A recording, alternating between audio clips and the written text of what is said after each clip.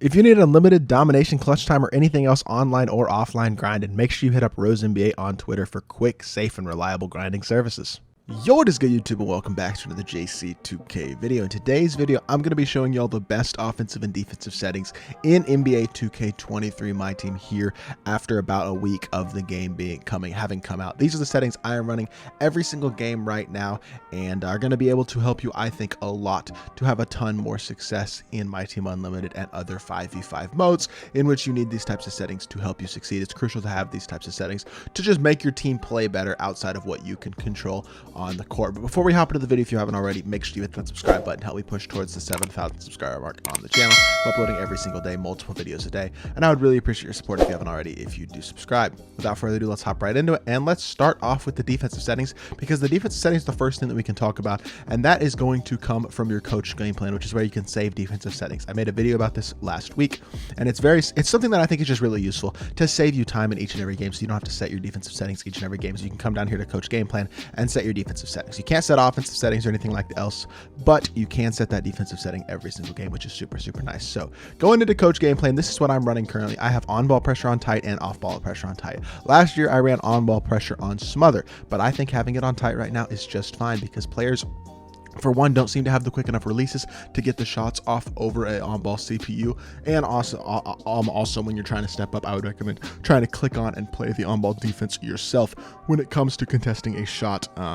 So I think tight is fine right now. I don't feel like smother is necessary like in previous years with releases on very quick, and also with the way that dribbling is, you don't quite need smother the way that you did in previous years, because you can't dribble to create the three-point shot nearly as much as you were able to in previous years. Three hunting is really not much of a factor this year, at least to this point in the game. We'll see how that adjusts when we get cards with better SIGs and things like that throughout the year. But off ball pressure on tight, that hasn't changed. I feel like tight is that perfect medium where it kind of defends against back cuts to a certain extent, but also doesn't leave too much space. Like if you put it on moderate or leave or something like that, could give a lot of space to an open shooter, whereas tight is not going to give that space to a shooter sitting on a hash or a corner. So I feel like off ball pressure on tight is also the way to go. I have my on ball screens both on automatic. I had these on go over last year, but you don't need to go over screens this year, because again, it's hard to get the room to get the shot off in the first place. Releases aren't as fast, and creating that space is much tougher to do. You could also put this on go under if you wanted to. I feel like automatic though is that nice mix right now of where they won't do the same thing every single time, whereas go under, they'll go under obviously every single time.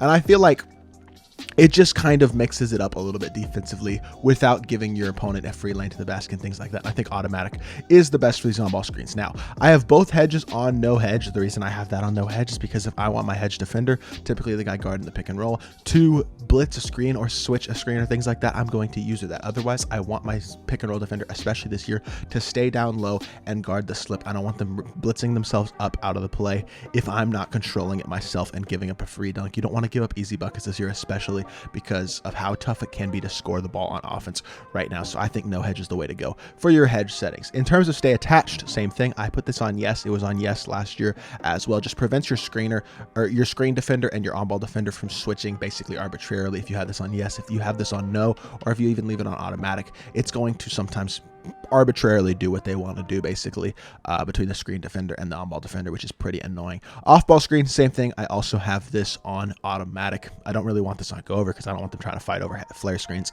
and things like that, and same thing with go under. Don't want them giving up too much space on an off-ball play. Generally, those types of things are things you're going to want to use you're going to want to use those things yourself with your off-ball defenders when it comes to off-ball screens and things like that as well. In terms of help, I have all three helps on no help. This is the same every single year and will continue to be the same every single year for, I mean, basically forever. I don't want my players helping out the corner. I don't want players helping on a drive and leaving a wide open three. I want to play defense myself. If I want to help out of a corner or off a hash or from a center or things like that, I want to be able to manually control the help and then control the rotation from that help.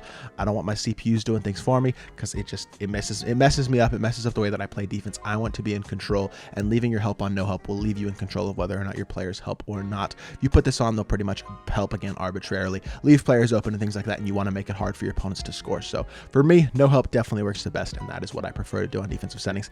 And that's it on terms of defensive settings right now. I don't touch any of these other screen settings or anything else right now, and I don't full court press or anything like that. I currently just play a half court man-to-man defense. So that is all I need to know for defensive settings. But let's hop into domination real quick and go over the offensive and other settings that I do adjust before games. Coming in here to the offline settings, one thing that I will say about offline, and the first thing we can talk about is the coach settings. The only thing that I adjust in coach settings, well, I automatically adjust it in the main menu. I adjusted the coach settings to turn timeout, player minutes, substitution to manual, because I, again, want to be in control of whether or not I call a timeout, players that I'm substituting, how long players play, things like that. I just want to be in control of my rotations, my timeouts, and things like that. So I don't want the CPU controlling those things for me. So I would definitely turn that off in the main menu. And once you turn that off in the main menu, you don't have to adjust it again. Whereas the adaptive coaching engine, it says it's off in offline, but when you go into an online game, it is going to leave this on and it's going to say offense and defense no matter what. Even if you change it in the main menu to off, it is still, when you play online, going to be set to offense and defense, which basically allows your CPU coach to adjust your game plan, adjust your settings, and adjust things like that arbitrarily, which is something I do not want. Again, I want complete control over the way that my team plays, the settings that I have enabled, and things like that. So for me personally, I think it is very important to turn this off. So every single game when I go into an online game, I'm going to come down to the coach settings and I'm going to turn my adaptive coaching engine off, and that is the only thing that I adjust. One other thing that I would recommend adjusting in the main menu is turning late game fouling to manual. I think this is another very, very useful thing that you can add, because it's automatically set to auto, which just means the CPU is going to late game foul for you. You can adjust this in the main menu as well, and it will save. It's not something you have to adjust every game, but I recommend putting this to manual as well, because I think having control over when your team fouls and things like that, whether you intentionally foul or not, if you're trying to play defense, get a steal, get a turnover, things like that, again, just gives you more control when you have this late game fouling on manual. So that's the other thing that I would look to adjust in your coach settings. So coach settings, that's what I do. Offensive settings is quite simple right now. I don't adjust any of these things. You can adjust other settings, I guess, if you want to run plays or things like that, that's in here, but I don't run plays. I don't run a series. I don't run things like that. The only thing that I adjust is putting on a freelance. Talked about this in my how to 5-out video a couple days ago, which if y'all are wondering how to 5-out and get better floor spacing, go check out that video. Uploaded it a couple days ago. But the only thing that I adjust is I change my freelance to Bucks 2018. I think it's the best freelance in the game, and I think it is the easiest way to get consistent, easy buckets and space the floor properly on offense. And that is the only thing that I touch currently in offensive settings, is changing that freelance to Bucks 2018.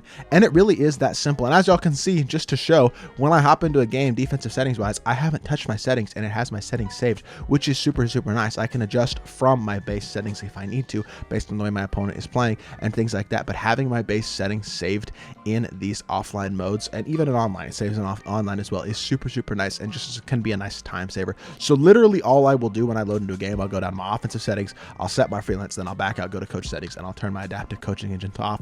That's literally all I have to do every game. It takes like 10 to 15 seconds. Very, very simple, and makes it very easy for me. And I feel like these settings really help to improve the way that my team plays on a consistent basis, because it gives me more control. And I feel like the way that the defensive settings are set up as well help my AIs to play better, make less mistakes, and leave less players open, because you don't want to give up points easily this year. You want to make your opponent work for every single bucket that they do score, and I think that's just a really crucial feature that you need to take advantage of, especially this year.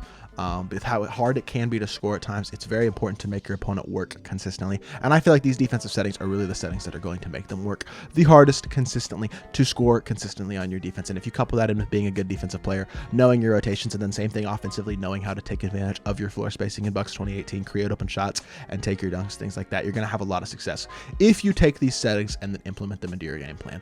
And I think they'll really improve the way that you are able to have success in Unlimited or in any other online mode on a consistent basis. So hopefully this video does help y'all out and give y'all a good picture of what my settings are looking like. I will update this video later on this year if my settings do change, just to keep y'all updated with the settings that I am running. But hopefully it does help, like I said. And if you did enjoy the video, make sure you hit that like button, leave a comment, and subscribe. I'll be back with more 2K content very, very soon, and I appreciate y'all. Peace.